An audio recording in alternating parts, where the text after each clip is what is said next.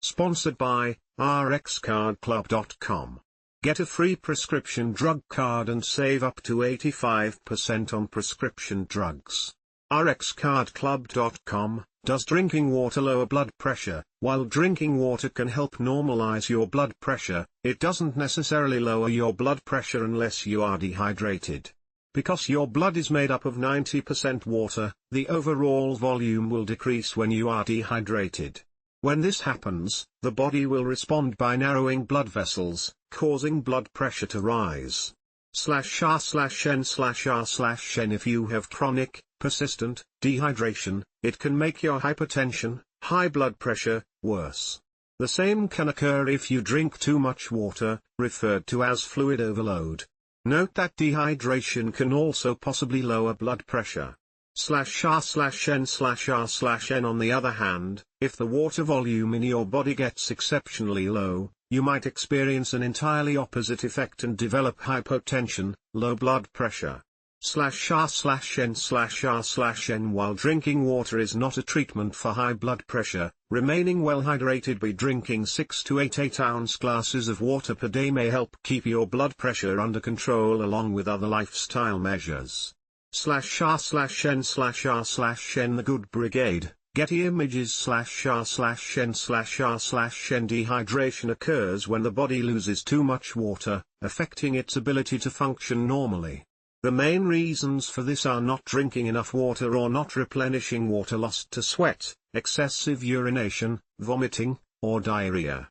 /r/n/r/n The loss of water, in turn, changes the concentration of electrically charged minerals, called electrolytes, that the body needs to help muscles contract and balance fluids in and out of cells. One of the most important of these is sodium.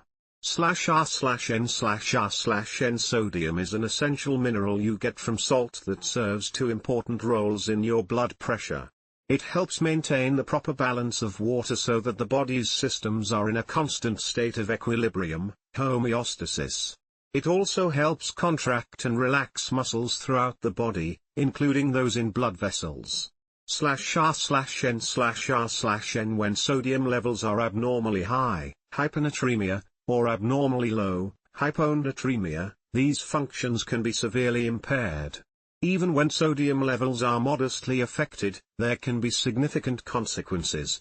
/r/n/r/n When you are dehydrated, the volume of water in your blood goes down, concentrating sodium levels. The increase in sodium, in turn, causes your body to secrete a hormone called vasopressin that prevents the kidneys from releasing water in urine, thereby preventing water loss. /r/n/r/n At the same time, vasopressin causes the constriction, narrowing, of blood vessels, thereby increasing blood pressure, sometimes precipitously. /r/n/r/n Though studies are lacking as to how much dehydration impacts hypertension, studies from Monash University reported that chronic dehydration not only worsened high blood pressure in mice but also increases the risk of severe kidney damage. /r/n/r/n Generally speaking, you won't experience any notable symptoms with transient increases in blood pressure. However, if the transient increase is caused by dehydration, you might experience symptoms like /r/n/r/n There is a point at which low fluid volumes can have an opposite effect on your body, causing a steep drop in blood pressure, hypotension. /r/n/r/n This is due to a condition called hypovolemia in which you lose 15% or more of your total fluid volume. Although hypovolemia is commonly caused by things like acute kidney failure that affects fluid balance in the body, it can also be caused by persistent severe vomiting or diarrhea. /r/n/r/n Hypovolemia can cause a sudden drop in blood pressure as the tension within blood vessels is decreased. Unless fluids are aggressively replenished, a person can go into shock, in which organs are deprived of the oxygen they need to survive, leading to multi-organ failure. /r/n/r/n Hypovolemia should not be confused with dehydration. Although both can occur simultaneously, dehydration is the loss of fluids that mostly affects the fluids inside cells and tissues. In contrast, Hypovolemia is the loss of fluid loss that mainly affects the volume of fluids inside blood vessels. /r/n/r/n Despite some overlap, the symptoms of hypovolemia are distinct from those of dehydration. Depending on how fluid is lost, a person with hypovolemia might experience /r/n/r/n when fluid losses drop below 40%. A person is likely to experience shock, coma, and death unless treated aggressively with intravenous fluids and vasodilator drugs in an intensive care unit, ICU. /r/n/r/n While it is important to maintain ample hydration to prevent transient increases in blood pressure, drinking water is not a treatment for hypertension. In fact, drinking too much water may cause your blood pressure to increase. /r/n/r/n Hypovolemia, also known as fluid overload, mainly occurs with medical conditions like congestive heart failure and liver cirrhosis, in which fluids accumulate in the body rather than being excreted. However, it can also occur with a high intake of sodium. /r/n/r/n Severe cases of hypovolemia can lead to /r/n/r/n While drinking lots of water won't cause symptoms anywhere near as severe as these, there is evidence that drinking excessive amounts can influence blood pressure. /r/n/r/n According to a study from Sweden published in Clinical and Experimental Hypertension, doubling the recommended daily intake of water, by an average of 2 liters per day, can increase your daytime blood pressure.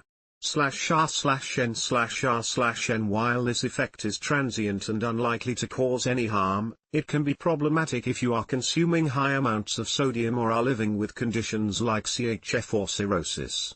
In cases like these, the overconsumption of water can pose more harm than good. /r/n/r/n According to the Centers for Disease Control and Prevention, CDC, the average adult in the United States consumes 41 ounces of water per day, or roughly 5 cups. People over 60, who are at greater risk of hypertension, drink only around 36 ounces per day, or 4.5 cups. /r/n/r/n That is anywhere from 1/2 to 1/5 of the recommended daily intake, depending on your age and sex.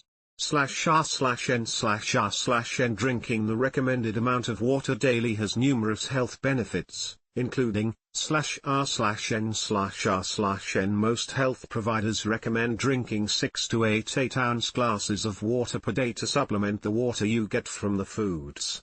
But this may fall short of your individual needs based on your age, sex, diet, general health, and level of physical activity.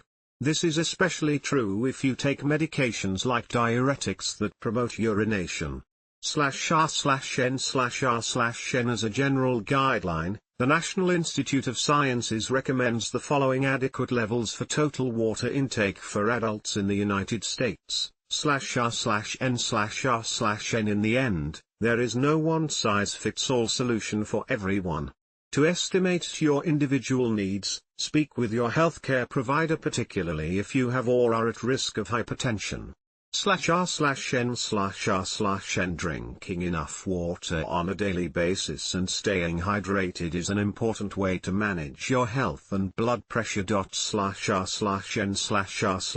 There is some evidence that certain drinks other than water may be beneficial to people with high blood pressure. This is not to suggest that they treat hypertension, but they are considered safe and can help you maintain ample hydration in addition to the water you drink each day. /r/n/r/n These include /r/n/r/n Keeping well hydrated can help normalize your blood pressure if you've been diagnosed with hypertension or are pre-hypertensive. But it is not the only lifestyle change you should consider. /r/n/r/n The Centers for Disease Control and Prevention, CDC, advises the following measures that can not only help people with hypertension but can also prevent the disease in those with normal blood pressure. /r/n/r/n Drinking water can help normalize blood pressure. If you are dehydrated, it can also help lower blood pressure. Drinking water is not a treatment for high blood pressure, but it can help you sustain healthier blood pressure, whether you have hypertension or not. /r/n/r/n. Speak with your healthcare provider to determine how much water you need based on your age, general health, fitness level, and other factors. /r/n/r/n, rxcardclub.com. Get a free prescription drug card and save up to 80% on prescription drugs.